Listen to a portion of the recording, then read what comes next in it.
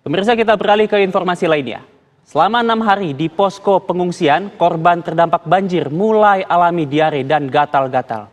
Warga terdampak banjir masih bertahan di posko pengungsian karena rumah mereka masih terendam banjir dengan ketinggian 1 hingga 1,8 meter.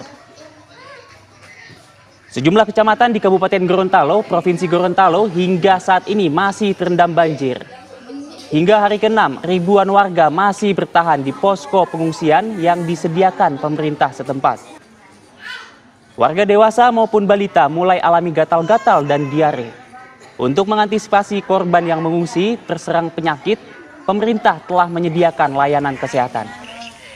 7 kecamatan di Kabupaten Gorontalo yang masih terendam banjir, yaitu Kecamatan Limboto, Tambongo, Tilango, Telaga Jaya, Limboto Barat, Dungalio, dan Telaga Biru.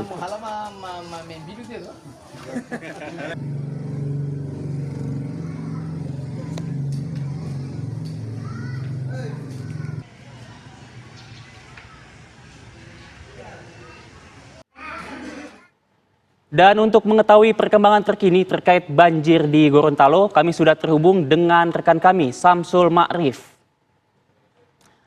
Selamat pagi, Samsul Ma'rif. Silahkan laporan Anda, bagaimana situasi terkini di tempat Anda mengabarkan saat ini?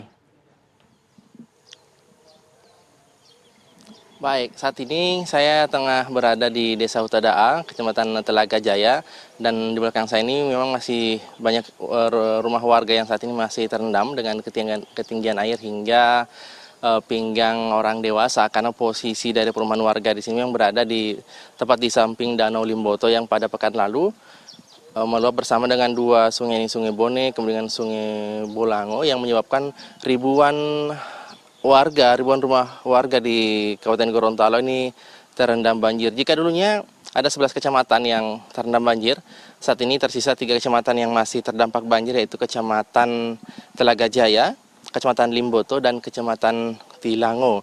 Dan menjadi lokasi terparah saat ini adalah Kecamatan Tilango, di mana ada desa yang terdampak banjir dengan ketinggian air hingga pinggang orang dewasa. Lalu ada Kecamatan Telaga Jaya, tepatnya di tempat kami mengabarkan saat ini.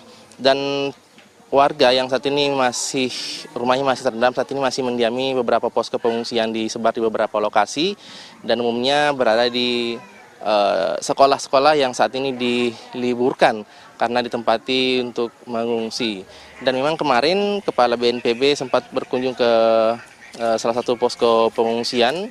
Para warga yang mengungsi mendapatkan sejumlah bantuan, diantaranya ada bantuan tempat alas tidur, kemudian popok bayi, pakaian untuk perempuan, kemudian makanan dan sejumlah obat-obatan. Karena memang saat ini masih ada ribuan warga Kabupaten Gorontalo yang masih mendiami posko-posko pengungsian akibat banjir masih terus merendam. Pemerintah Kabupaten Gorontalo memang beberapa hari lalu sudah menetapkan masa tanggap darurat hingga 14 hari ke depannya. Hal ini tentunya dimaksudkan agar pemerintah setempat bisa melakukan penanggulangan untuk mengantisipasi ataupun menyelamatkan warga mereka yang saat ini masih terendam banjir. Tentunya kita berharap agar banjir ini segera surut sehingga warga bisa kembali mendiami rumah mereka. Nah, kemarin selain memberikan bantuan-bantuan berupa kebutuhan sehari-hari, BNPB dalam hal ini pemerintah juga memberikan bantuan stimulan kepada warga-warga yang terdampak.